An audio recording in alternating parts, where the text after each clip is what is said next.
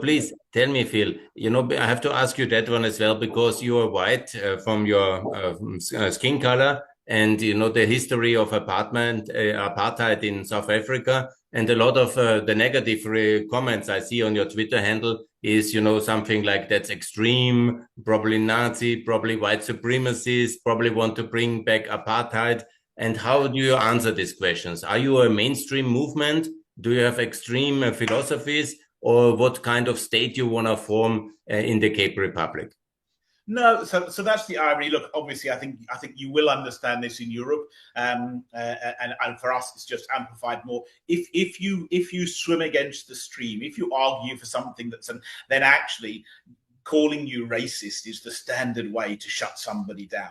Yeah, and actually, what about someone like me? It just doesn't work. Call me what you like. If they want to call me racist, they can tattoo it on my forehead. I don't actually care because actually, I want to work in facts, not in fiction. But the reality is, I'm profoundly non-racial, and South Africa has got a non-racial bill currently before Parliament. It's not being voted on; it's at the committee stage.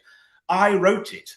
So actually, in meaningful terms, I am one of the people fighting vehemently for non-racialism. One of the things that we want in an independent Cape is a non-racial state, because South Africa's constitution has non-racialism as its founding provision, but we have 145 race laws.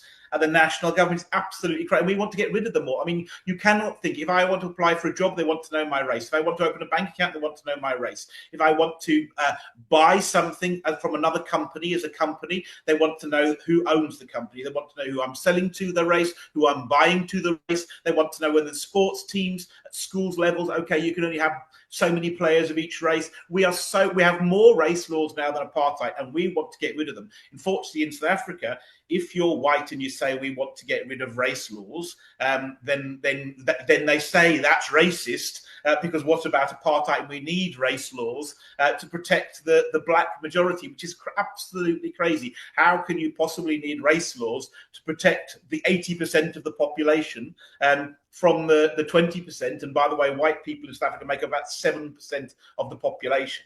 So there are inequalities in South Africa. I'm not hiding that, and many of those are a legacy of apartheid, and they do need to be fixed. But the solution to problems that were created by state-sponsored racism is most just definitely not more state-sponsored racism.